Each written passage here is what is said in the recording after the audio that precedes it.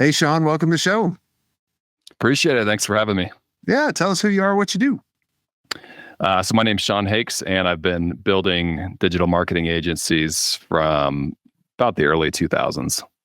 Okay. And how'd you get into it?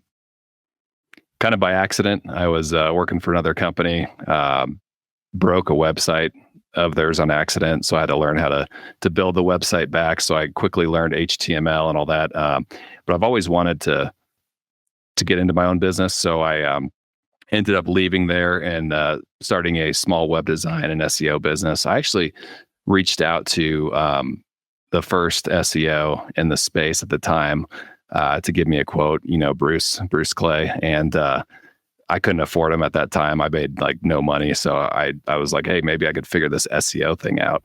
And so I started trial and error. And back then it was a lot easier, but What year was this? With the friends and family. It was like 2001, 2002. Oh, so that's back when I would actually take all the keywords and make them the same color as the background.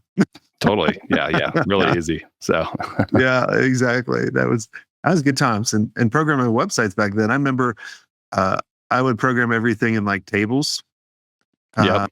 TDs and TRs, and I'd repeat the background in the back of the TD or TR. I can't remember. Hell, I even remember the change mode 755 to make an image viewable. Oh, that's funny. Yeah. I think I used, I don't know if maybe it was Front Page back then. It was one of the old school builders.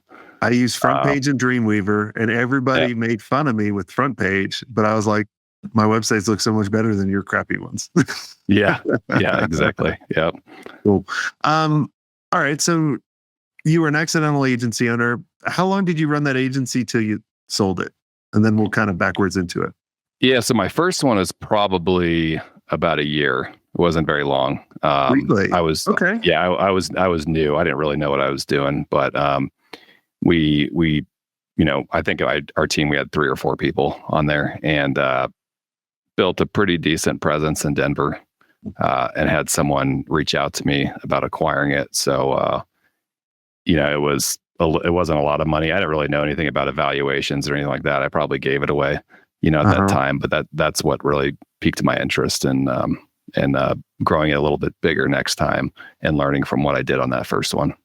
So when they reached out and said, I want to buy you, why would they want to buy you at 3 people back then? What was it? I think it was because mostly our web visibility. So our rankings were good. We got a lot of good leads from our website. And so I think that's what really attracted them to that business. Okay. And what was your revenue around that point? Under $1 million? Maybe, no. Yeah, we were doing probably 300,000-400,000 a year. Okay. I mean, we were kind of bootstrapping it. No one really made a lot of money. We were just kind of like a small passion project. And what was, you don't have to tell us the numbers of the deal, but what was the structure of the deal for, like, was it cash up front? Was it stay with the company? Was it a roll up? Was it ownership? Executive? It was, just basically an asset sell. Okay. And it was not very much. I probably would have made more staying there. But at that point I was still young and learning, and I was like, oh, that's cool. I get a little bit of cash in my pocket. And I just remember literally like going to the ATM machines and pulling out as much as I could. And I was just like handing them to the team members, the staff, like, here you go, here's some cash, just kind of like passing it out like candy. It wasn't life-changing, but it was enough to change my perspective. Did you have a non-compete? No. What? Yeah, it was a company out of state. And it was, like I said, I think both of us, the buyer and myself, were pretty new to this. Wow. And so what'd you do after you sold? Did you take a little bit of time off, or did you start another thing up? Yeah, I took a little bit of time off. I learned after that I wasn't good at a lot of other things. So I tried like a landscaping business. I tried like a lot of random things. I did have a trucking company, hotshot trucking company, for a little bit that did pretty well during a non-compete from another one. But I took some time off, and then I'm like, man, I don't know how to make money doing anything else at this point, So I started taking on clients again. And fast forward on that agency, you sold that one as well. How many years did you have that? My second one, I think I probably had it for about 3 or 4 years. Okay. And what And did that, you do different than the first one? so this one I found a partner to help me out. Someone that filled the void where I wasn't necessarily proficient in. Friend of mine I met, we were out slinging, no joke, diamonds. We were brokering diamonds for another company. So we were going out to Vegas to some show. And we started talking marketing, and this guy was great. I said, "Hey, you should join me." And anyway, so long story short, he was great at sales. I wasn't. I was good at the operational side. So he told me he would bring on a big book of business, and I said okay, and he did. So Very cool. And so, how big did you grow that agency? that one, we were probably about 3 million or so when we sold it. Okay. All right. And So did you still use pretty a small, but broker? Or, like, did someone yeah. approach So you that, over the email, or you were like, "Hey, it's time to sell"? yeah. So my partner at the time, yeah, we talked about it, and we're like, let's sell. He had kind of a financial background, so it worked out. I did not. So he made sure all the books and everything were cleaned up. We actually went to a broker a year before, and when we were looking at that valuation, we didn't know anything about EBITDA or anything like that. So when we got the evaluation, we're like, man, we're worth nothing. So we changed the business for that year. We started doing contracts because that's one of the things a lot of the buyers wanted to see. We started getting rid of, random discretionary spending on, whether it was going out to lunches like crazy or whatever, buying a million different software tools, even though they probably could have been considered ad backs. We just trimmed Mhm. down the business quite a bit, our spending to make as much cash available as possible. Yeah. What was the original number that they said you were worth when you were shocked? It was like, 100 grand or something like that. I was like, Yeah. this is crazy because we Yeah. we didn't have a lot of profitability. Yeah. But it's amazing. A lot of agency owners, including myself, a long, long time ago. Um, you think if you're millions and millions of dollars that you're worth a lot, but top line doesn't mean anything. It's Right. Yeah. all, I mean, there's a lot of value adders and value detractors too, outside of, profit, but profit's a pretty big one for our type of business, not technology. Technology and I should have gotten in the technology space. Yeah. Right. Yeah. You get some good multiples. What did you learn about going through the second acquisition? So that one we got a broker, and they put us on Biz Buy Sell and brought in a bunch of potential buyers for us, and we interviewed them. It was kind of interesting because we had all these interviews lined up with people flying into town and things like that. And it was cool. I mean, at that time, my experience wasn't that high still in buying and selling these agencies. So the broker at that point was, help open my eyes with how structured deals go and stuff like that, and different structures, and how there's really millions of different structures. So Yeah. there's, that's, I guess, probably the biggest thing I learned. It's like when someone comes to you with an acquisition opportunity, I mean, there's a million different creative ways you can restructure that. Yeah. So that's one of the things I learned with that. The brokers are expensive, very expensive. We spent a lot of money on this broker, and in the contract, we continued to pay the broker over the years, through a percentage of our earnouts and owner carry and some other things that we negotiated into that deal. Okay. So it wasn't based on just the initial valuation? Was it a percentage?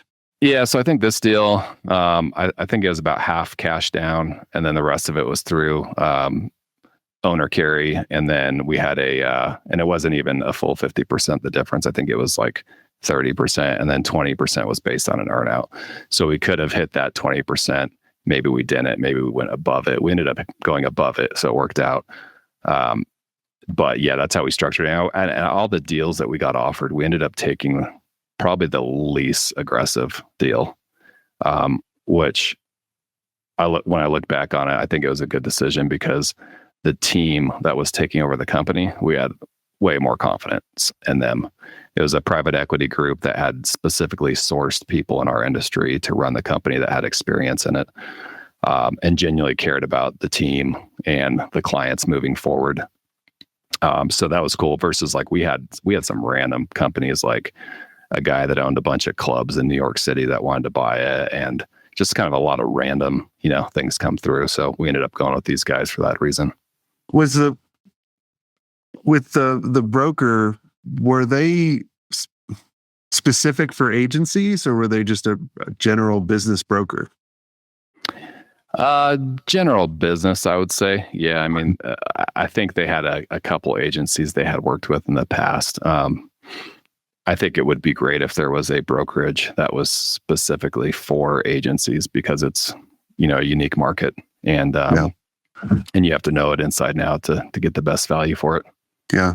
What would you have done different with this deal?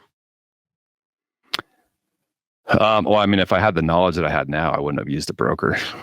I would have, now that I know deal structures and how flexible they are, and not being afraid to ask, it's a lot of times I think when you have a buyer come to you, you're like, I got to take this deal, so I'm going to just do whatever they say. But there's a lot of buyers out there. The buyer pool is huge, so probably not taking the first decent deal you get or offer. Yeah. Well, I mean, I always tell everybody, the first offer, always say no. My buddy back in Atlanta, he created Pardot, and he said no like 3 times. Like the first offer was like 20 million. Next was like 50 million. They finally settled for 100 million in cash. Wow. That's why we got in the wrong industry with technology. That's like, great. David, you should have done my deal. That's not fair. But what about like you said there was a earnout. A lot of times, earnouts are designed to make the seller not hit it, which is unfortunate. So it sounds like you guys hit your earnout. So how'd you do that? So my partner and I were determined to do it. So we ended up staying on the sales team.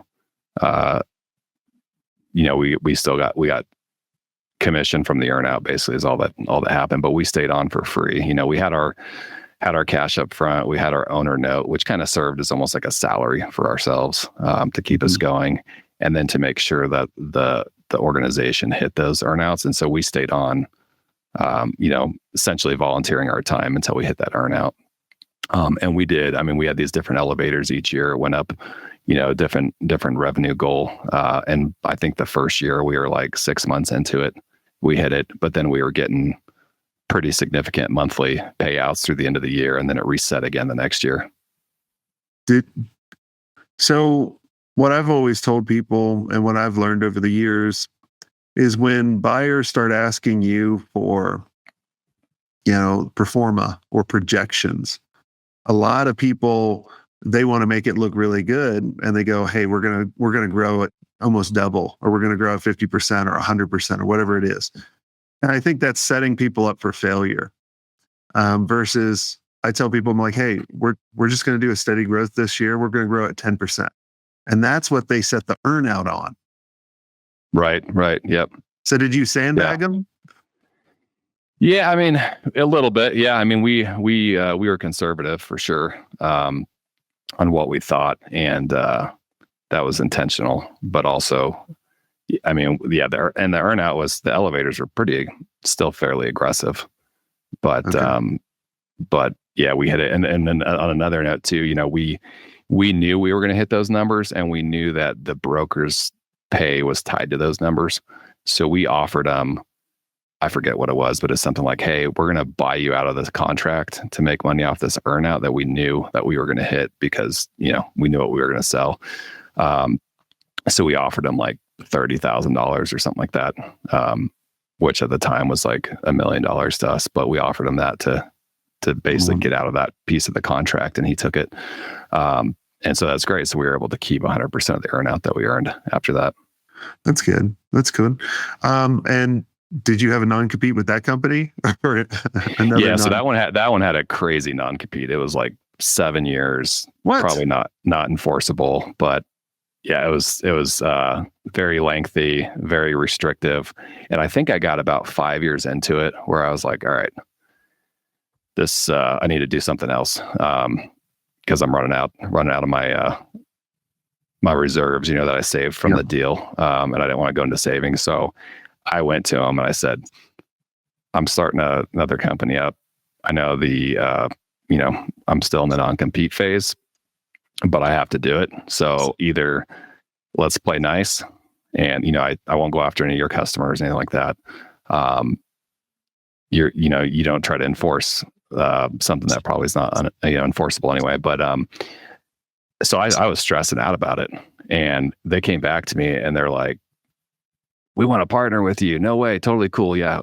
You have our blessing. Go and do it and things like that. So I was stressing for no reason. So they were supporting the idea. They even gave me some of my old domain names back. Really? They had bought my personal domain as part of the deal, my name, because I was a big lead generator at the time. And they even gave that back to me. So it was cool. It worked out. That's good. And so now you're doing another agency. So kind of like all us agency owners, we don't know anything else. So when did you start that one? So there's another one called Altitude that I started in 2011-ish. We ran that for about 5 years, and then we merged it. So the acquisition model this time was through basically merging two companies through a cashless merger.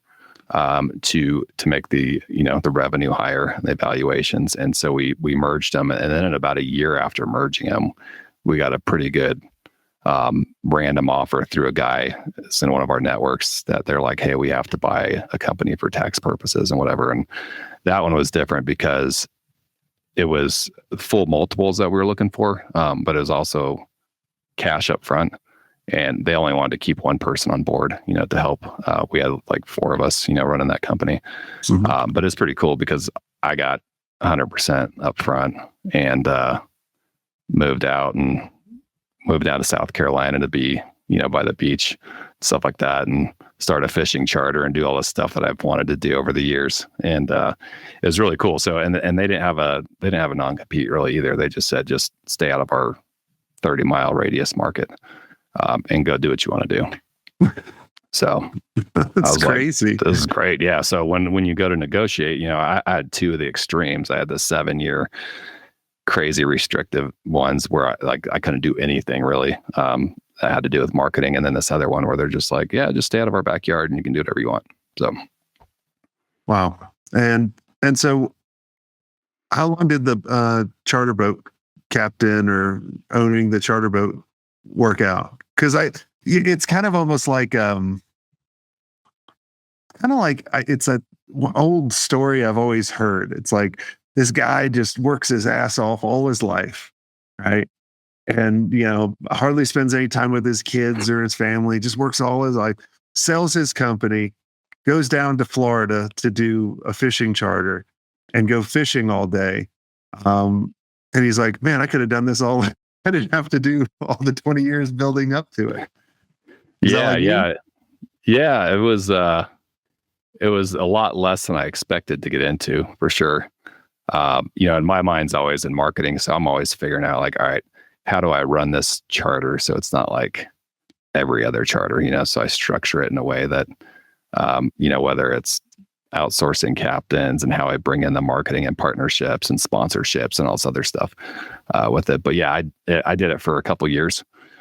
The saying about boats, like you're the most happiest when you buy it and sell it, is true. Like this, the boat that I bought was brand new, but it's during COVID and stuff like that. And I think it was one of those COVID build type of deals. So it spent probably a good year of those 2 years in the shop, in and out of the shop, where I wasn't able to use it. But I have a lot of good memories going 60 miles offshore and, catching mahi and things like that. So I was able to live my personal dream. There you go. That's awesome. That's cool. And then what made you want to get back into agency life? So a friend of mine, who's my partner now at Simpler, he's always worked for a competitor. We've known each other for forever, and he made good money with, this big box digital marketing company, but he's to that age where he wants to start thinking about retiring. And I'm like, you're not going to retire working for someone else. Why don't you start an agency with me? Big sales guy, a lot of connections and stuff like that. So we just started doing it for fun, picking a couple clients here and there. And then we decided to put them together, our little client portfolio that we had, into one. And that, doing so kind of created a real business. And so we're like, oh, I guess we're all in now. And we grew that pretty quick. And the interesting thing was the company that I had sold previously to the guys I was telling you that gave us the 100%, cash deal up front, came back to me and said, hey, would you be interested in buying this back? Because they had something internally going on where that company was crashing. It was, it was crashing quickly because of how it was being managed and how they were changing products and things like that. And they were outsourcing SEO teams that weren't actually doing anything. So a lot of angry clients and things like that. So we ended up buying it back at the beginning of last year and closing on it. And it was a sinking ship, but we turned it around in a couple months. Brought on some of their team members, kind of made them re-interview with us because it's a new company, and kept some of the ones. And then all my team members that have over the years been let go by whether it was that previous company and other people, I brought most of them back. So we got kind of the original OGs, I guess, back in the company now. And it's a lot of fun. That's fun. That's awesome. I presume you probably got a pretty good deal on buying back your old company. Oh yeah, I got a great deal. Yeah, that's awesome. That's cool. When we were chatting at Agency Con, I was like, man, this is a pretty fascinating story of selling these agencies and the non-competes, and then the buying it back, and boat captain and trucking. I was like, good guy. Like, you have to be doing, like, you're probably that kid that could never sit still. Do I get that pinned down? Oh yeah. Yeah. And I couldn't hold a job for anything when I was in high school. My parents were like, what is this kid's problem? Like, I get bored after 3 weeks and move to the next thing.